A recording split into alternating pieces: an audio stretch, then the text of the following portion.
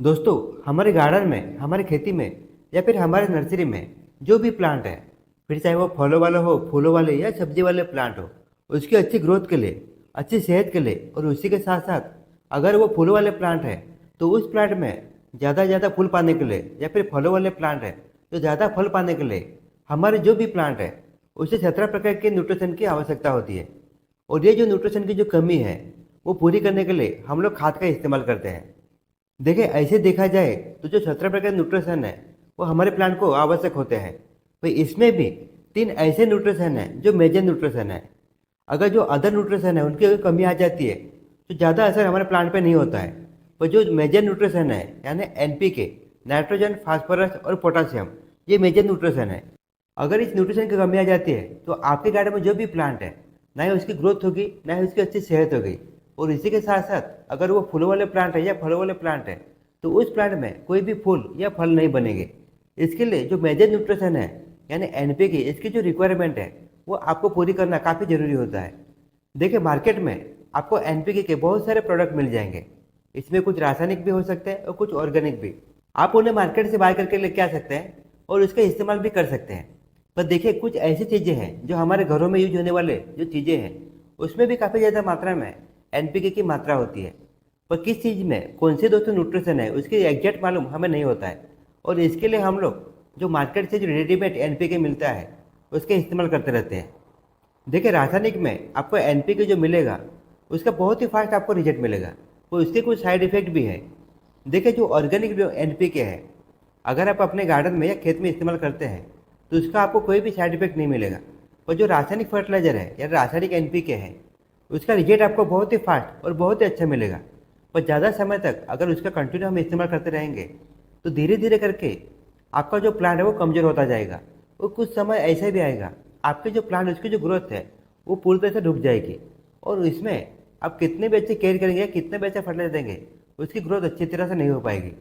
और इसका दोस्तों एक सबसे बड़ा जो साइड इफेक्ट है कि कंटिन्यू अगर आप रासायनिक फर्टिलाइजर का इस्तेमाल करते हैं तो आपके गार्डन की जो मिट्टी है या खेत की जो मिट्टी है वो धीरे धीरे बंजर बन जाती है।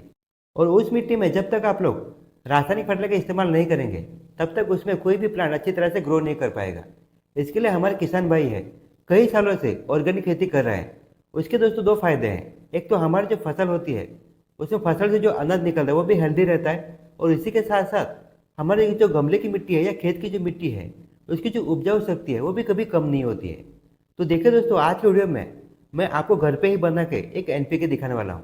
अगर उसका आप इस्तेमाल करते हैं तो हमारे जो प्लांट है उसकी जो एनपीके की रिक्वायरमेंट है वो पूरी तो हो गई, इसी के साथ साथ आपके जो गमले की मिट्टी है उसकी जो उपजाऊ शक्ति है उसे बढ़ाने में भी ये काफ़ी हेल्पगार साबित करेगा। तो देखिए दोस्तों, हमारे घरों में यूज होने वाली कुछ चीज़ें हैं या फिर कुछ ऐसे फर्टिलाइजर है जिसका हम लोग इस्तेमाल करके बहुत ही अच्छा और बहुत ही पावरफुल एनपीके फर्टिलाइजर बना सकते हैं। तो चलिए दोस्तों, इसे किस तरह से बनाना है और बनाने के लिए हमें किन किन चीज़ों की आवश्यकता होगी और देखिए किस चीज़ में कौन सा न्यूट्रिशन है वो भी मैं आपको बताने वाला हूँ। तो चलिए वीडियो की शुरुआत करते हैं।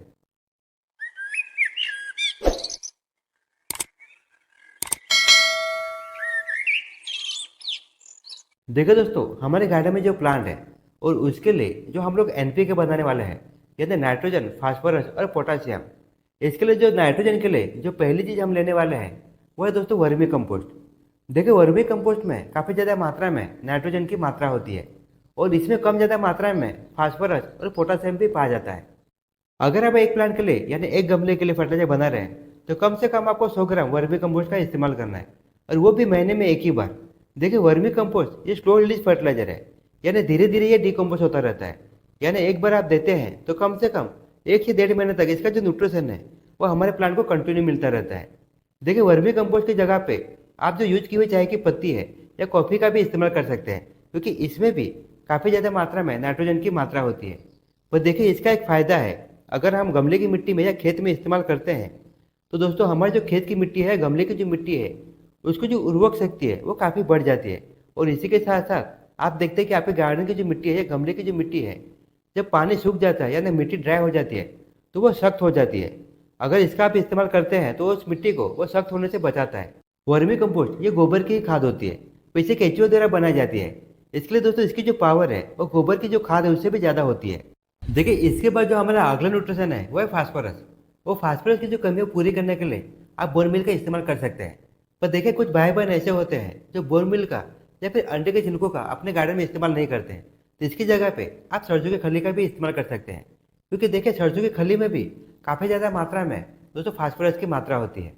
नाइट्रोजन हमारे गार्डन में जो भी प्लांट है उसकी अच्छी ग्रोथ के लिए, अच्छी सेहत के लिए और इसी के साथ साथ उस प्लांट को हरा भरा बनाने के लिए नाइट्रोजन काफ़ी फायदेमंद होता है। और फास्फोरस हमारे गार्डन में जो भी प्लांट है उसमें नए शूट्स आने के लिए यानी नए ब्रांचेस लाने के लिए और उसी के साथ साथ जो हमारे प्लांट उसके जो रूट्स है उसे विकसित करने के लिए और उसे मजबूत बनाने के लिए ये फास्फोरस काफ़ी फायदेमंद होता है। और देखिए जो फर्टिलाइजर बनाने वाले हैं वो 2 प्लांट के लिए मैं बना रहा हूँ। इसके लिए 2 चम्मच मैं सरसों की खली का इस्तेमाल कर रहा हूँ। अगर आप चाहते हैं तो इसके लिक्विड फर्टिलाइजर बनाकर भी इस्तेमाल कर सकते हैं और उसका भी आपको बहुत ही अच्छा रिजल्ट मिलेगा। देखिए अगला जो हमारा न्यूट्रिशन है वो है पोटासियम। और पोटासियम की जो कमी है पूरी करने के लिए आप पोटास का इस्तेमाल कर सकते हैं, या फिर जैसे मैं आपको दिखा रहा हूँ आपको केले के छिलकों का पाउडर जो होता है उसका भी इस्तेमाल कर सकते हैं। केले के छिलकों को या फिर आलू के जो छिलके हैं उसे आपको अच्छी तरह से ड्राई कर लेना है और ड्राई करके उसका पाउडर बेस में बनाकर आप उसका इस्तेमाल कर सकते हैं। देखिए केले के छिलकों में और आलू के छिलकों में काफ़ी ज़्यादा मात्रा में पोटासियम की मात्रा होती है और इसी के साथ साथ जो अदर न्यूट्रिशन है वो भी इसमें भरपूर मात्रा में पाए जाते हैं। और देखिए जब भी आपको इसका इस्तेमाल करना है तो जितना हो सके आपको लिक्विड बेस में या फिर जैसे मैं आपको दिखा रहा हूँ इस तरह से आपको पाउडर बेस में बनाकर इस्तेमाल करना है। आपको डायरेक्ट छिलकों का इस्तेमाल करेंगे तो वो कई महीनों तक आपके गमले की मिट्टी में पड़े रहेंगे और इसके कारण उसमें फंगस भी पकड़ सकता है। देखिए हमारे गार्डन में जो फूलों वाले प्लांट हैं उसमें ज़्यादा ज़्यादा कलियाँ वो फूल पाने के लिए पोटासियम काफ़ी फायदेमंद होता है। देखिए दोस्तों अभी जो प्लांट देख रहे हैं यह है दोस्तों बेगम बहार। इसकी जो ग्रोथ है वो अच्छी तरह से नहीं हो रही है और इसमें कोई भी कलियाँ अभी नहीं बन रही है। और इसी के साथ साथ जो दूसरा प्लांट है इसमें दोस्तों कलियाँ तो आ रही है, वो बहुत ही कम मात्रा में आ रही है। तो दोनों प्लांट में मैं इस फर्टिलाइजर का इस्तेमाल करने वाला हूँ और 1 महीने के अंदर ही इसका जो रिजल्ट है वो आपको दिखना स्टार्ट हो जाएगा। तो सबसे पहले हम लोग एक काम करेंगे, इसके जो गमले की मिट्टी है अगर सख्त है तो सबसे पहले हमें इसे अच्छी तरह से गुड़ाई कर लेना है और गुड़ाई करने के बाद ही हम इस फर्टिलाइजर का इस्तेमाल करने वाले हैं। देखिए सबसे पहले आपको एक बात का ध्यान रखना है, इसमें कोई भी एक्स्ट्रा अगर घास है या खरपतवार है वो आपको निकाल देना है। नहीं तो हम जो न्यूट्रिशन देते हैं तो आधे से ज़्यादा जो न्यूट्रिशन है ये खरपतवार या जो एक्स्ट्रा दोस्तों घास है वो ही खींच लेते हैं। इसका भी आपको हमेशा ध्यान रखना है। देखिए जो हम लोगों ने जो NPK फर्टिलाइजर बनाया है उसे महीने में आपको एक ही बार इस्तेमाल करना है। देखिए इसका भी मैं रीजन आपको बताऊंगा।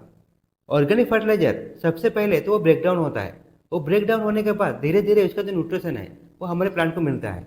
पर रासायनिक फर्टिलाइजर ऐसा नहीं है। रासायनिक फर्टिलाइजर जैसे ही पानी के संपर्क में आता है वो दोस्तों कुछ सेकंड के अंदर ही वो पानी में दोस्तों मिक्स हो जाता है और 2 दिन के अंदर उसका जो न्यूट्रिशन है वो हमारे प्लांट को मिल जाता है। वो ऑर्गेनिक फर्टिलाइजर से न्यूट्रिशन मिलने के लिए कम से कम 1 हफ्ता चला जाता है और वो ज़्यादा समय तक हमारे गमले की मिट्टी में रहता है। इसके लिए 1 महीने तक आपको अदर कोई भी न्यूट्रिशन देने की ज़रूरत नहीं है। और जैसे मैं आपको दिखा रहा हूँ इस तरह से फर्टिलाइजर देने के बाद उसे मिट्टी में आपको अच्छी तरह से मिक्स कर लेना है और मिक्स करने के बाद आपको तुरंत ही पानी दे देना है। और देखिए जो फर्टिलाइजर हम लोगों ने इस्तेमाल किया है 1 हफ्ते के बाद इसका जो रिजल्ट है आपको दिखना स्टार्ट हो जाएगा और 1 महीने तक हमारे प्लांट को इसका जो न्यूट्रिशन है वो कंटिन्यू मिलता रहेगा। क्योंकि देखिए जो ऑर्गेनिक फर्टिलाइजर है वो ज़्यादा समय तक गमले की मिट्टी में रहता है और जितना समय वो गमले की मिट्टी में रहेगा उतना टाइम तक उसका जो न्यूट्रिशन है वो कंटिन्यू मिलता रहेगा। और इसकी खासियत है जो NPK हम लोगों ने बनाया है आपके गार्डन में जो भी प्लांट है, फिर चाहे वो फलों वाला हो, फूलों वाले या सब्जी वाले प्लांट हो या फिर जो छोटे प्लांट है जिसको आप लोगों ने दोस्तों कटिंग से या फिर सीड से ग्रो किए हैं उसमें भी आप दे सकते हैं, क्योंकि ये 0 साइड इफेक्ट वाला फर्टिलाइजर है और जब चाहिए तब आप इसका इस्तेमाल कर सकते हैं। तो चलिए दोस्तों इसी के साथ अभी आपसे विदा लेता हूँ। आशा करता हूँ कि आपको वीडियो पसंद आया हो। अगर आपको वीडियो थोड़ा सा भी यूजफुल लगे तो इस वीडियो को लाइक और शेयर करना ना भूलना। तो मिलते हैं दोस्तों नेक्स्ट वीडियो में नेक्स्ट टॉपिक के साथ। तब तक के लिए धन्यवाद।